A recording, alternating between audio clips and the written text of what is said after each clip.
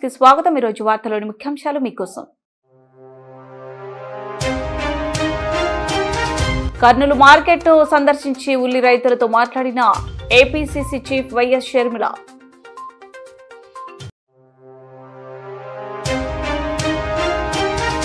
Doctor Garikapati Rajarao స్ఫూర్తితో ప్రజాకళను ముందుకు తీసుకువెళ్దాం, పీఎన్ఎం పిలుపు।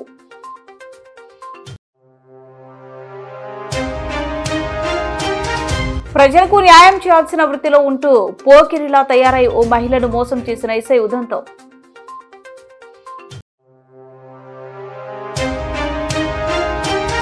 కుల వివక్ష దాడులు అంటరానితనంపై సెప్టెంబర్ 15న ఆదోనిలో కేవీపీఎస్ సదస్సు।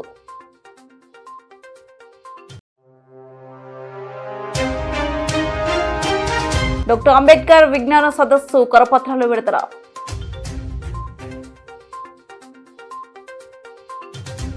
ఆంధ్రప్రదేశ్ కాంగ్రెస్ కమిటీ అధ్యక్షురాలు వైఎస్ షర్మిల సోమవారం కర్నూలు మార్కెట్ యార్డ్ను పరిశీలించి ఉల్లి రైతులతో మాట్లాడారు। ఈ సందర్భంగా ఆమె మాట్లాడుతూ ఏపీలో ఉల్లి రైతులు ఎంతో కష్టపడుతున్నారన్నారు। ఉల్లి పండించడానికి 80,000 నుంచి ₹1,00,000 అవుతుందని, కానీ అమ్మడానికి పోతే మంచి గ్రేడ్ అయితే 600 వరకు వ్యాపారులు కొనుగోలు చేస్తున్నారన్నారు। రైతులకు నష్టం వస్తే రైతులపై పాటి ముద్ర వేస్తున్నారని విమర్శించారు। గతంలో ఇచ్చిన మద్దతు ధర నగదు ఇప్పటి వరకు జమ చేయలేదన్నారు। ఉల్లి రైతులకు భరోసా కల్పించాలని చంద్రబాబు డైలాగులు వేశారని, రైతుల నుంచి ఎంతైనా పంట కొనుగోలు చేస్తామని మాటలు చెప్పారని, మీరు రైతులకు ఇచ్చిన మాటలు ఎక్కడ పోయాయని ప్రశ్నిస్తున్నామన్నారు। మీరు ఇస్తామన్న 1200 ఎవరికి వేశారో చెప్పాలన్నారు।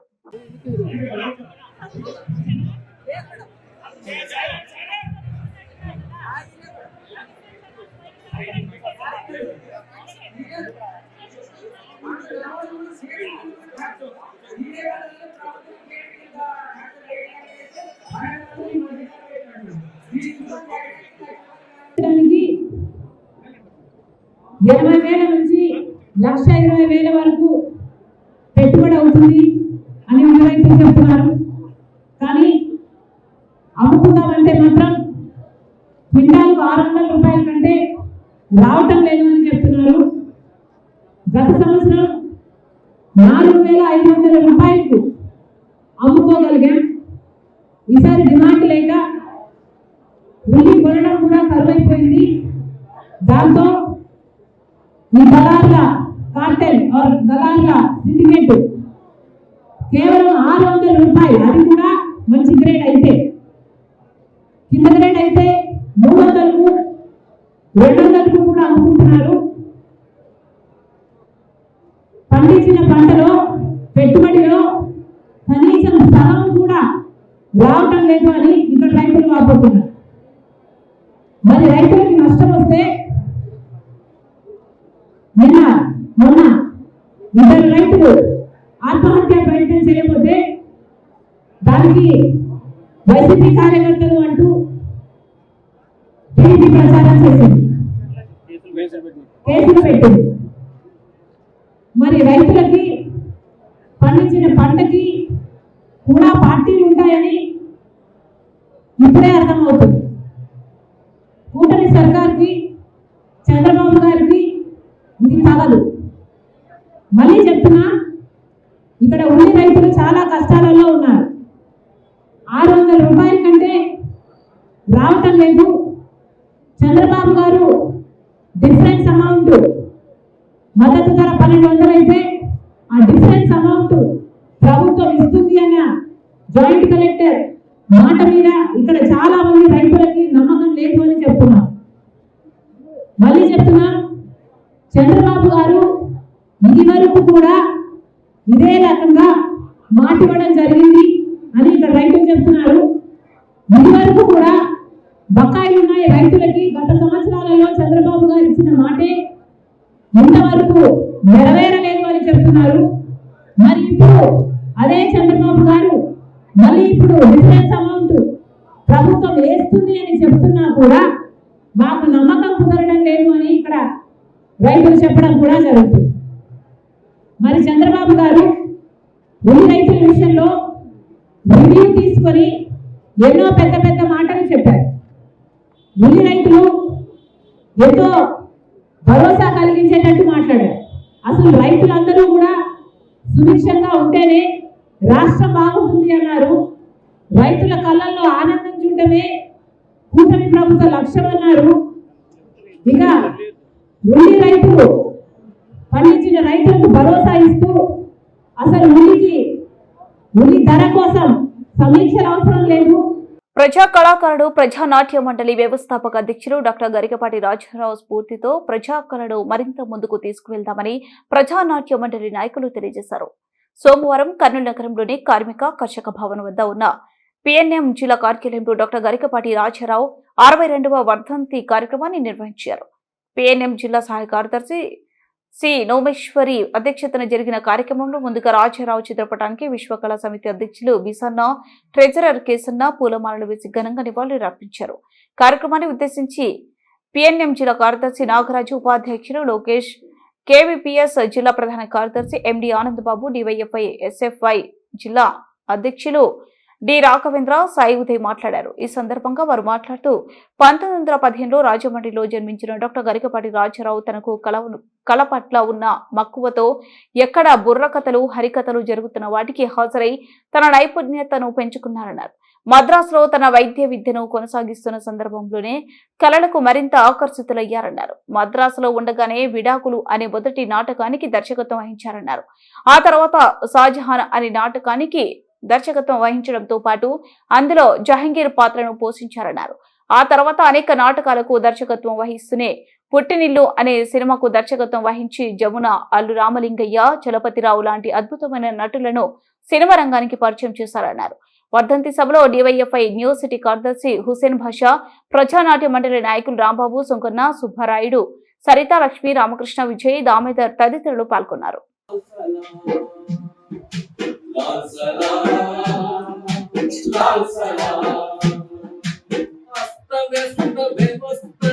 పరీక్షించి చూపినావు, అభ్యుదయం వాడాలని ముందు చీటి రాసినావు. అస్తవ్యస్త వ్యవస్థను పరీక్షించి చూసినావు, అభ్యుదయం వాడాలని ముందు చీటి రాసినావు.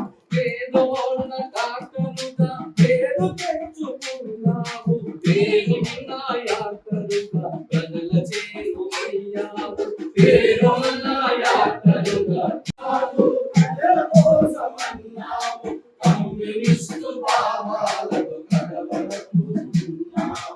నీ మాట మార్చిజం, నీ బాట కమ్యూనిజం, నీ మాట మార్చిజం, నీ బాట కమ్యూనిజం. నీ కోసం పాడుతున్న ఈ పాట సోషలిజం, నీ కోసం పాడుతున్న ఈ పాట సోషలిజం. మరచిపోదు నీ సేవలు ప్రజానాట్య మండలి.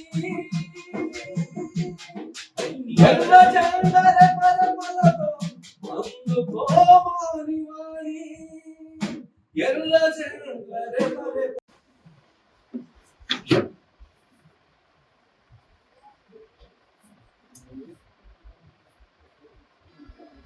సరే మిత్రులారా, ఈరోజు గరికపాటి రాజారావు గారి వర్ధంతి కార్యక్రమాన్ని నిర్వహిస్తున్నాము. 1943లో రాజమండ్రిలో నిర్మించాడు. వాస్తవంగా ఏదైతే ప్రధానమంత్రి ఈరోజు కళ కోసం కాదు, కళ ప్రజల కోసం, కళ ప్రగతి కోసం అందరినీ పనిచేస్తూ ఉంటాం. దానికి నిదర్శనం గరికపాటి రాజారావు. ఎందుకంటే కళ అనేటువంటిది ఎక్కడ ఏ మూడు రాకుండా ఆటోమేటిక్ గా అది తన ఉనికిని చాటుతూ ముందుకు వచ్చేటువంటి ప్రయత్నం చేస్తారు. ఆయన కాకినాడలో జనరల్ గా మనకు తెలుసు 63, 65 ఆ ప్రాంతాల్లో మనకు హరికథలు బాగా చెప్పేటువంటి పరిస్థితి మనం బాగా గమనిస్తాం. ఈ హరికథలు ఎక్కడైనా కూడా హాజరయ్యేటువంటి వాడారు. అట్లా మొట్టమొదటిసారిగా కాకినాడలో జరిగినటువంటి ఒక హరికథా కార్యక్రమానికి ఆయన హాజరై అక్కడ ఆయన హరికథ చెప్తా ఉంటే, నారాయణ దాసు అనేటువంటి వ్యక్తి హరికథ చెప్తా ఉంటే దానికి తాళం వేస్తాడు. తాళం వేస్తే అందరి మనసులో తాళం వేయడం అంటే సాధ్యమైనటువంటి అంశం కాదు.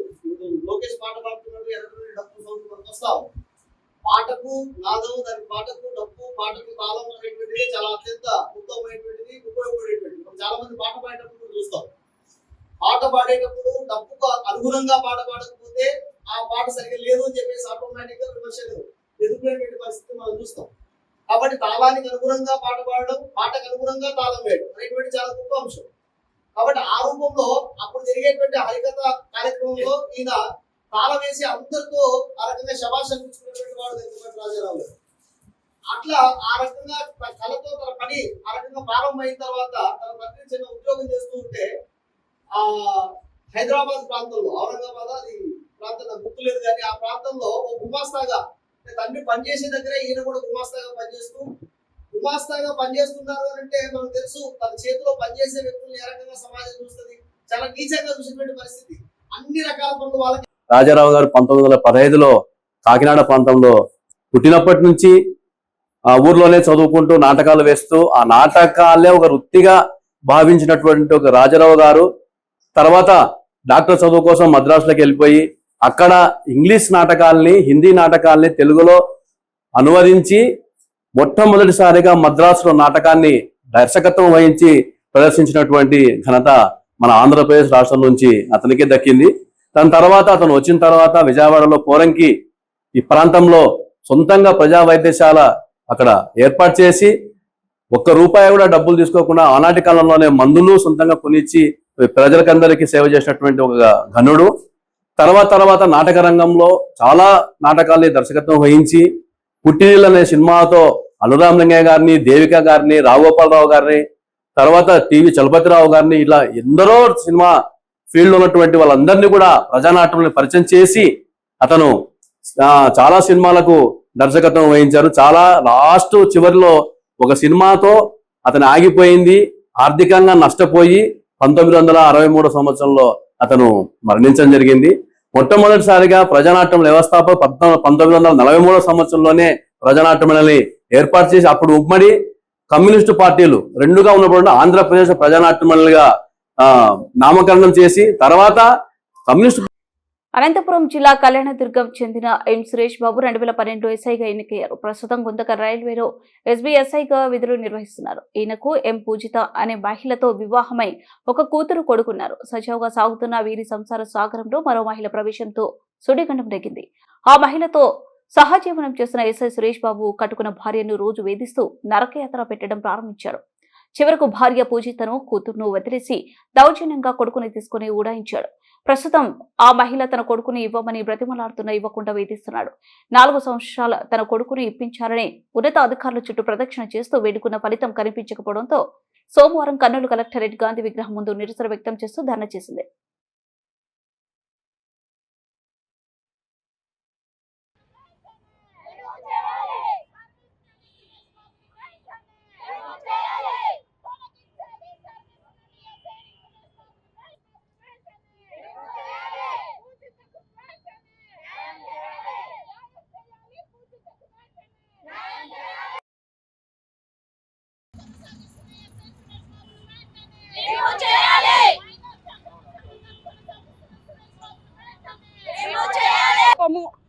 నా పేరు పూజిత, నా భర్త పేరు సురేష్ బాబు.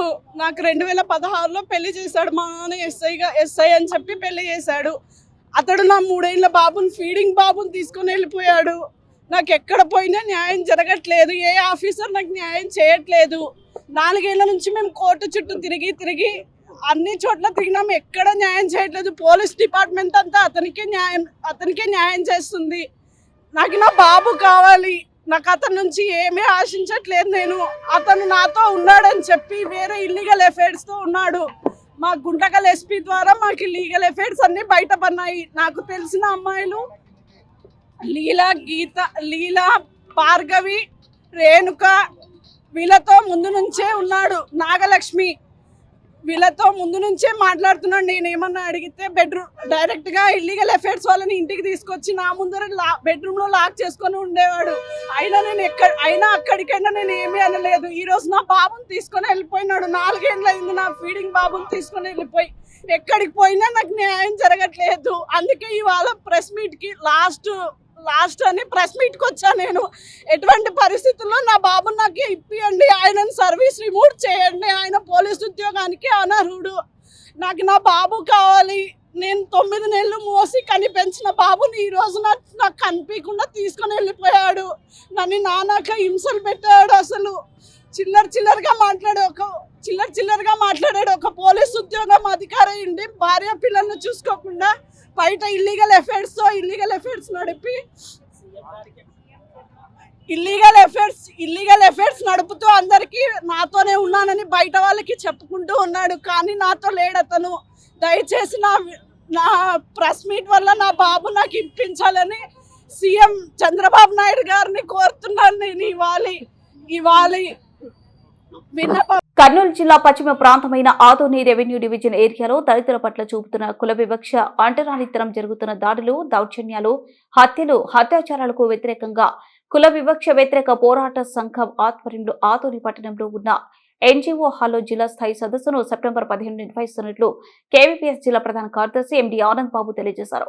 ఆదోని పట్టణంలోని స్థానిక ఆర్ట్స్ అండ్ సైన్స్ కళాశాల ఎదురుగా ఉన్న ఫంక్షన్ హాల్లో కేవీపీఎస్ మండల కార్యదర్శి బి తిక్కప్ప అధ్యక్షతన ముఖ్య కార్యకర్తల సమావేశం నిర్వహించారు. ఈ సందర్భంగా కేవీపీఎస్ జిల్లా ప్రధాన కార్యదర్శి ఎండి ఆనందబాబు మాట్లాడుతూ 75 సంవత్సరాల రాజ్యాంగం అమలు అనంతరం కూడా నేటికి రాజ్యాంగపు హక్కులను దళితులకు అమలు చేయడంలో పాలక వర్గాలతో పాటు అధికారులు పూర్తిగా విఫలమయ్యారన్నారు. సెప్టెంబర్ 15 ఆదోనిలో జిల్లా స్థాయి సదస్సును నిర్వహిస్తున్నామని, సదస్సుకు ప్రతి ఒక్కరూ హాజరు కావాలని కోరారు.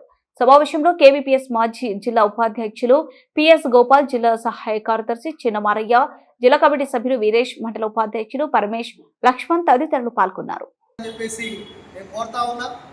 ఇప్పటికే మనం చూసాం, అనేక సందర్భాల్లో చర్చ జరుగుతూనే ఉంది.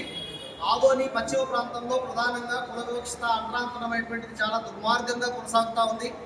ఈ అంటరాంతరాన్నే 1998లో జస్టిస్ పున్నయ్య గారు చూసి, పున్నయ్య గారు చెప్పిన మాట ఏమంటే, ఈ అంటరాంతరాన్ని నిర్మూలన కోసం ప్రత్యేకంగా ఒక ఐఏఎస్ అధికారిని కేటాయించండి, ఆ రకంగా అయితేనే అంటరాంతరం నిర్మూలన చేయడానికి ఆస్కారం ఉంటుంది అని చెప్పారు. మనం చూస్తున్నాం, ఇప్పటిదాకా 99 తర్వాత 2025 వచ్చింది. ఇప్పటిదాకా కూడా ఒక ఐఏఎస్ అధికారిని కేటాయించిన పాపాన పోలేదు ప్రభుత్వం. లేదు, అప్పటిదాకా జాయింట్ కలెక్టరే ప్రత్యేకంగా బాధ్యతలు తీసుకొని ఆ రకమైన పని చేయాలి అని చెప్పారు. కానీ జాయింట్ కలెక్టర్ కూడా తీసుకునేటువంటి పరిస్థితి లేదు. చూస్తుంటే దళితుల పైన రోజువారీగా దాడులు, దౌర్జన్యాలు, హత్యలు, అత్యాచారాల పరంపర అనేటువంటిది రోజువారీగా కొనసాగుతూ ఉంది. ఈ ప్రాంతంలో ఇంకా ఇప్పటికీ ఎక్కడ దళితుల దేవాలయాల్లో ప్రాణించేటువంటి పరిస్థితి లేదు, రచ్చబండల పైన కూర్చొనిచ్చేటువంటి పరిస్థితి లేదు, క్షవరం చేయరు. ఇంకా హోటళ్లలో 2 క్లాసుల పద్ధతి కొనసాగుతుంది. అంటే రాజ్యాంగంలో పొందుపరిచినటువంటి హక్కులు ఏ రకంగా అపహాస్యం పాలవుతున్నాయో ఇప్పటికైనా అధికారులు గుర్తించాలి. దాన్ని ఆ రకంగా నిర్మూలన కోసం ప్రయత్నం చేయాలని చెప్పేసి కోరుతా ఉన్నాం. అందుకోసం డాక్టర్ అంబేద్కర్ విజ్ఞాన సదస్సు పేరుతో రాష్ట్ర వ్యాప్తంగా ఎస్సీ, ఎస్టీ, బీసీ, మైనార్టీలను చైతన్యం చేసే కార్యక్రమాన్ని నిర్వహిస్తున్నామని doctor Mallepally Raghu, SC, ST సంక్షేమ సంఘం రాష్ట్ర నాయకులు గోన నాగరాజు తెలియజేశారు. సోమవారం కర్నూలు కలెక్టరేట్ కార్యాలయంలో ఉన్న మీడియా పాయింట్ వద్ద వారు కరపత్రాలను విడుదల చేసి మాట్లాడారు.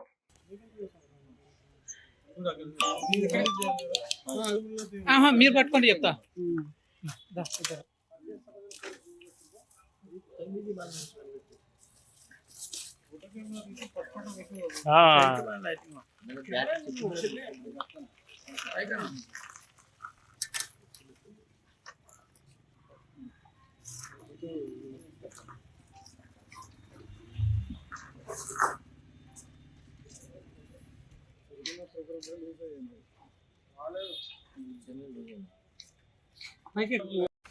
గోన నాగరాజు, ఆంధ్రప్రదేశ్ షెడ్యూల్డ్ కులాల సంక్షేమ సంఘం రాష్ట్ర వర్కింగ్ ప్రెసిడెంట్గా పనిచేస్తున్నాను. ఈరోజు అన్నగారు చెప్పినట్టు ఏదైతే 85% డిప్రెస్డ్ క్లాసెస్ అనగా ఎస్సీ, ఎస్టీ, బీసీ, మైనార్టీలు ఉన్నారో వాళ్ళు జనాభాకు తగిన రీతిగా విద్యా, ఉద్యోగాలు, రాజకీయాల్లో వారి వాటా అనుభవించడం లేదు.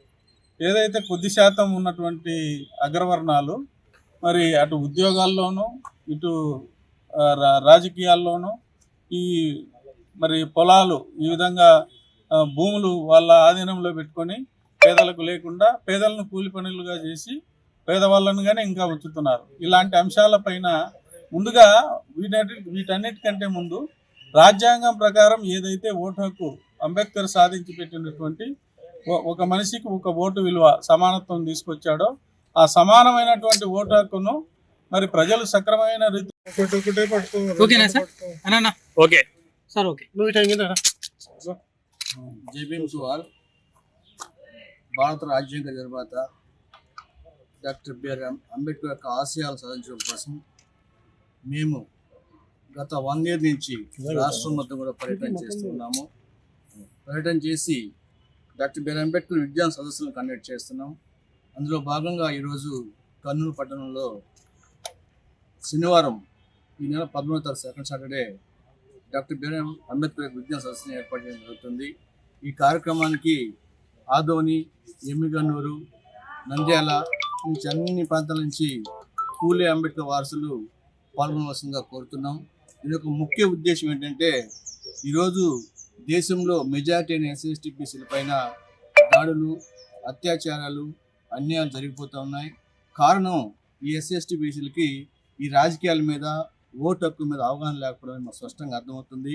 అందులో భాగంగానే ఈ ఎస్సీ బీసీ ముస్లిం మైనారిటీకి సంబంధించిన ఉద్యోగస్తులకు కానీ, యువతకు కానీ, అందరూ కూడా ఈ సదస్సు నిర్వహించి ఓటు మీద, రాజకీయ అధికారం మీద అవగాహన కల్పించి 2029లో రాజకీయ అధికారం లక్ష్యంగా ఈ కార్యక్రమం చేపట్టాము. ఖచ్చితంగా రాబోయే ఎలక్షన్స్లో మహిళలకు ఉపాధి అవకాశాలు కల్పించాలని, మహిళా హక్కులను కాపాడాలని మహిళా సంఘం నాయకులు తెలిపారు. 32వ వార్డు ముజఫర్ నగర్ లో మహిళా సంఘం జనరల్ బాడీ సమావేశం జయలక్ష్మీబాయి అధ్యక్షతన నిర్వహించారు. ఈ సమావేశానికి ముఖ్య అతిథులుగా మహిళా సంఘం రాష్ట్ర నాయకులు పి నిర్మల హాజరయ్యారు. ఈ సందర్భంగా ఆమె మాట్లాడుతూ బీజేపీ ప్రభుత్వం వచ్చిన తర్వాత గత 10 సంవత్సరాల కాలంలో మహిళపై హింస, హత్యలు, అత్యాచారాలు, మహిళపై దాడులు ఎక్కువైపోయాయని తెలిపారు. హిందుత్వం పేరుతో మహిళలను మతోన్మాతులుగా తయారు చేస్తున్నారని ఆమె తెలిపారు. రాష్ట్రంలో కూటమి ప్రభుత్వం ఇచ్చిన 6 హామీలను పూర్తిగా అమలు చేయడం లేదని ఆమె తెలిపారు. సంవత్సరానికి 3 గ్యాస్ సిలిండర్లు ఇస్తామని ఇంతవరకు అనేక మంది మహిళలకు గ్యాస్ డబ్బులు రాలేదని తెలిపారు. నెలకు 1500 రూపాయలు 18 సంవత్సరాలు నిండిన మహిళలకు అందరికీ వేయిస్తామని వాగ్దానం ఇంతవరకు అమలు చేయలేదని తెలిపారు. గట్టిగా అడగాల, మనకు ఉచిత బస్సు కాదు. ఉచిత బస్సు ఏముంది, ఎక్కుతాం దిగుతాము. అవి కూడా ఏమి లోకల్ బస్సులు డింగు డింగు డింగు డింగులో అవుతాయి, ఊరు లాగిపోతుంటాయి. అవునా కదా? పోతాంలే, ఏదో ఉచిత బస్సు వస్తుందని చెప్పేసి. నేను మన గూడూరు పోతే బస్సు ఎక్కినాను. అమ్మ ఆధార్ కార్డు నేను మర్చిపోయినాను. ఆధార్ కార్డు అయితే ఉండింది నా బ్యాగ్ లో, చూపించినాను. 0 కొట్టినాడు, పొరపాటు 0 కొట్టినాడు. కాబట్టి పోయించినాను. అంటే ఉచిత బస్సు అనేది సరే సూపర్ 6లో ఆయన ఇచ్చిన అమల్లో భాగంగానే అమలు చేసిండొచ్చు. అదే సందర్భంగా మనం అడుగుతున్నది ఏం తెలుసా, ఇప్పుడు మీరంతా పొదుపులో ఉన్నారు, లోన్లు తీసుకుంటున్నారు. నుంచి వచ్చి మీరు వేసుకోండి అని చెప్పేసి అది కొలతలేసి ఇచ్చింది ఎవరు? CPM party. మరి మిగతా వాళ్ళు ఏం చేస్తున్నారు? ఇట్లాంటి సార్లు ఉంటే వాళ్ళు ఆక్రమించుకొని కబ్జాలు చేస్తున్నారు. మిగతా ఎమ్మెల్యేలు తెలుసా మీకు? వాళ్ళేం పేదవాళ్ళకి ఇస్తలేరు.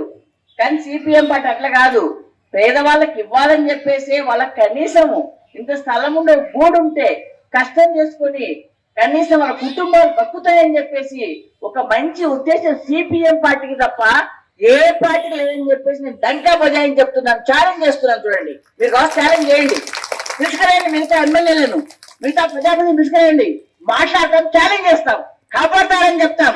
ఎక్కడిచ్చినారో మేము ఛాలెంజ్ కొండాడి ప్రాజెక్టులు కూడా మేము చెప్తాము. ఎందుకంటే పని చేసినాము, కష్టపడ్డాము, పైల కోసం కష్టపడ్డాము, ఇళ్ల స్థలాలు ఇచ్చినాము, పట్టాలు ఇచ్చినాము. ఇందిరాగాంధీ ఆర్టీసీ బస్సులో మహిళలకు ఉచిత బస్సు ప్రయాణాన్ని కల్పిస్తూ ప్రభుత్వం తీసుకున్న నిర్ణయం వల్ల ఉచిత ప్రయాణం వల్ల నష్టపోయి ప్రయాణికులను నమ్ముకొని ఆటోలు నడుపుతూ జీవనం సాగిస్తున్న ఆటో డ్రైవర్లను ప్రభుత్వం ఆదుకోవడంలో విఫలమైందని, ప్రభుత్వం తక్షణమే ఆటో డ్రైవర్లను ఆదుకోవాలని సిఐటియు జిల్లా అధ్యక్షులు పిఎస్ రాధాకృష్ణ, ఆటో యూనియన్ జిల్లా ప్రధాన కార్యదర్శి కె ప్రభాకర్ ప్రభుత్వాన్ని డిమాండ్ చేశారు. ఉచిత బస్సు వల్ల నష్టపోతున్న డ్రైవర్లను తక్షణమే ఆదుకోవాలని డిమాండ్ చేస్తూ AP auto and trolley drivers union CITU జిల్లా కమిటీ ఆధ్వర్యంలో స్థానిక అంబేద్కర్ భవన్ నుంచి జిల్లా కలెక్టర్ కార్యాలయం వరకు ఆటోలతో భారీ ర్యాలీ నిర్వహించి అనంతరం జిల్లా కలెక్టర్ కార్యాలయం ముందు ధర్నా కార్యక్రమం నిర్వహించారు. ఈ ధర్నా కార్యక్రమానికి ఆటో యూనియన్ సిఐటియు జిల్లా ఉపాధ్యక్షులు బి రాధాకృష్ణ అధ్యక్షతన వహించారు. ఈ ధర్నా కార్యక్రమాన్ని ఉద్దేశించి సిఐటియు జిల్లా అధ్యక్షులు PS Radhakrishna, auto union CITU జిల్లా ప్రధాన కార్యదర్శి ప్రభాకర్, జిల్లా సహాయ కార్యదర్శి పి మహమ్మద్ మాట్లాడారు. కార్యక్రమంలో సిఐటియు న్యూ సిటీ అధ్యక్ష కార్యదర్శులు Nagesh Narasimhulu, auto union new city old city అధ్యక్షులు ఎస్ హుసేన్ వలి, శ్రీరామ్ ప్రసాద్ ఇంకా వివిధ గ్రామాల ఆటో డ్రైవర్లు పాల్గొన్నారు.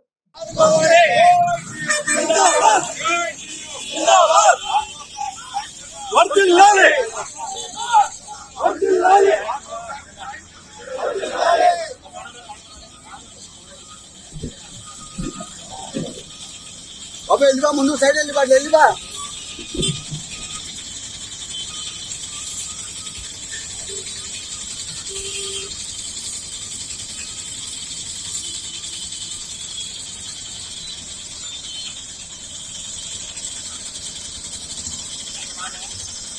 ఆగ్బదా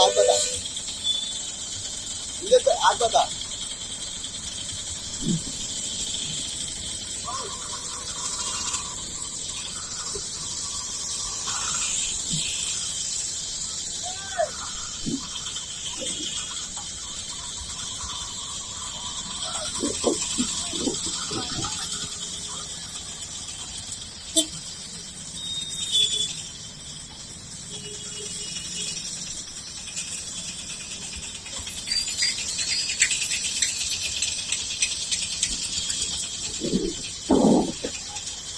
కృష్ణగిరి మండలం కటారుకొండ గ్రామం దగ్గర ఉన్న పులిచెర్ల గ్రామంలో వృద్ధ మహిళ మాలదాసరి ప్రమిళ తనకు న్యాయం చేయాలని కోరుతూ కర్నూలు కలెక్టరేట్ కార్యాలయం ముందు దీక్ష నిర్వహించారు.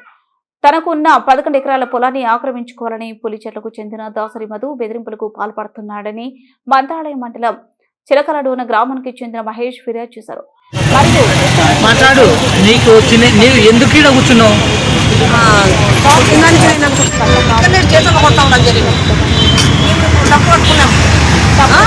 ఎవరు కట్టినారు డబ్బులు? ఎస్ఐ గారు కట్టారంట. ఏ ఎస్ఐకి? కృష్ణగిరి ఎస్ఐకి.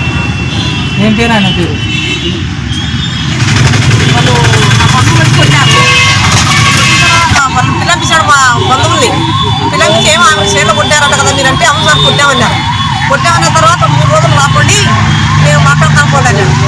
అదే తర్వాత వాళ్ళు మాటగా ముందొచ్చి గేట్ దగ్గర ఉన్నారు స్టేషన్ దగ్గర వచ్చి నా చెప్పంట నువ్వు మమ్మల్ని స్టేషన్ పిల్లంపించి కేసు పెడతావా? ఇక్కడనే మేము డబ్బులు పట్టుకున్నాం చూడు ఇక్కడే అంత స్టేషన్ ఉన్నారు. ఎవరు కట్టినారంట డబ్బులు? వాళ్ళు మా బంధువులు. ఎవరికి కట్టినారు? ఎస్ఐ గారు కట్టినారంట. ఇక్కడనే అంతం ఏం చేసుకుంటావు చేసుకో అని నన్ను కొట్టారు సార్. ఇప్పుడు ఏం కావాలా? ఎందుకు ఏం కావాలని ఇక్కడ కూర్చున్నారు మీరు? నేనా నాకు న్యాయం కావాలి. ఆయన ఎందుకు వచ్చినాడు నా పైన ఎందుకు కేసు రాసినాడు? వాళ్ళు కొట్టినా వాళ్ళ మీద కేసు తీసుకోకుండా నన్ను మిషన్ అనకుండా నా పైన కేసు రాసి నేను ఏం చేసుకుంటావు చేసుకోవాలి. వాళ్ళు ఎందుకు కొట్టాను నేను కొట్టకుండా కొట్టారని చెప్తావా నువ్వు అంటే కాదు సార్ మీరు అక్కడ ఇన్కూర్ చేస్తాను సార్ కొట్టారు కదా మీకు కేసు అంటే కూడా ఆయన నా మాట లెక్క చేయకుండా నన్ను బెదిరించి పంపించినాడు. మీ బంధువులు నేను ఎందుకు కొట్టినారు? పొలంలో ఉన్నాను సార్ నేను తాగొచ్చి కొట్టారు వాళ్ళు. మీ పొలం లాక్కోవాలని నన్ను కొట్టినందుకు నేను అక్కడ కృష్ణగిరికి వెళ్ళినాను. ఆయన్ని సార్ విధంగా కొట్టినారని చెప్పినాను. చెప్తే ఎందుకు కొట్టినారు మీరు అని అడిగినాడు. అవును సార్ కొట్టినామన్నారు. కొట్టినామంటే 3 రోజులకు 4 రోజులు రాకండి నేను మీకు న్యాయం చేస్తానన్నాడు. మాట్లాడతామన్నాడు.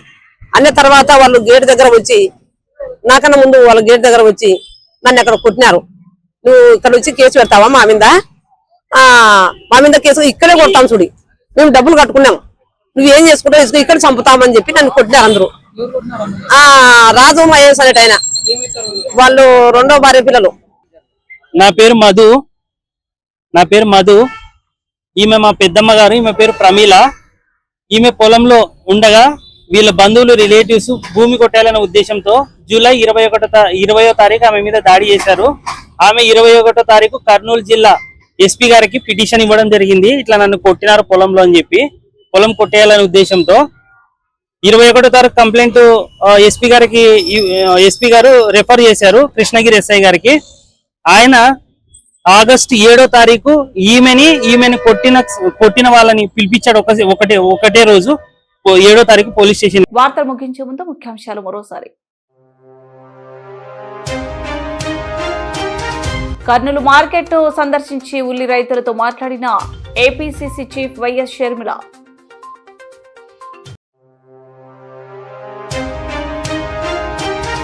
డాక్టర్ గరికపాటి రాజారావు స్ఫూర్తితో ప్రజాకళను ముందుకు తీసుకువెళ్దాం పిఎన్ఎం పిలుపు.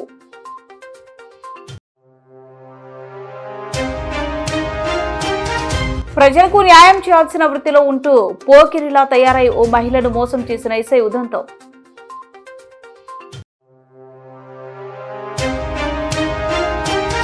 కుల వివక్ష దాడులు అంటరానితనంపై సెప్టెంబర్ 15న ఆదోనిలో కేవీపీఎస్ సదస్సు.